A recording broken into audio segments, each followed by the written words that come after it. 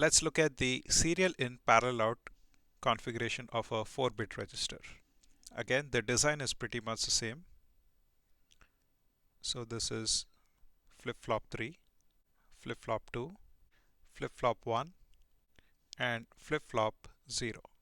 Clock signal, clock, clear N, active low, clear N, active low, clear N, active low, and clear N, active low. I'm not going to use the pre-N because I just want to reset all the flip-flops to 0. So the reset signal, it goes to clear N, reset to 0, reset to 0, reset to 0, and reset to 0. Next you have the load input, load, load, load, and load. Now this is D3, this is Q3,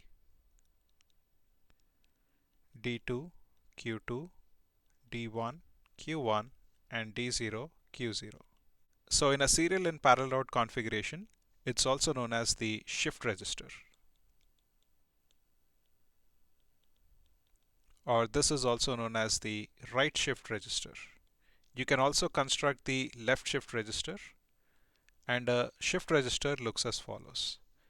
So you have D3, output Q3 of flip-flop 3 is connected to D2 of flip-flop 2.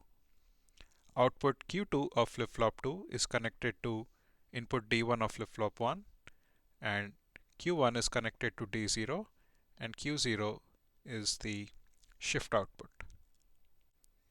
So this is Q3, this is Q2, this is Q1, and this is shift out, and it can also be Q0. I'm going to tell you why it is called as a shift register.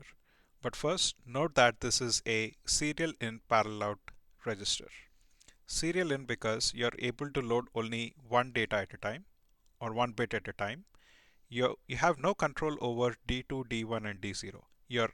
Unlike your previous register, which is parallel in parallel out, you cannot tell what values will be stored in D2, D1, and D0, or you cannot control what you can enter there. So let's see how this works.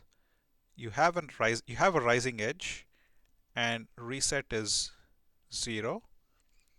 Then you have Q3, Q2, Q1, Q0 as 0, 0, 0, 0.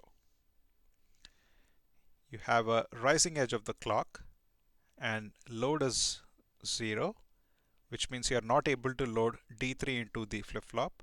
It's going to be in a hold state, which means it just takes the previous value. Now, for the rest of the combinations, I'm going to take, for the rising edge of the clock, load is 1 and D3 equals to 1. So let's see what happens. When you have a rising edge of the clock, load is 1 and D3 is 1. So 1 goes into the flip-flop, or 1 is stored in flip-flop 3. That is, Q3 becomes 1. Q3 then also moves to Q2, so this becomes 0. Q2 moves to Q1, this becomes 0, and Q1 moves to Q0, and this becomes a 0. So basically, you are able to shift 1 into the pattern. Now let's say you have another load at a rising edge. So load is 1 and D3 is now a 0. So you're shifting a 0 into the bit pattern.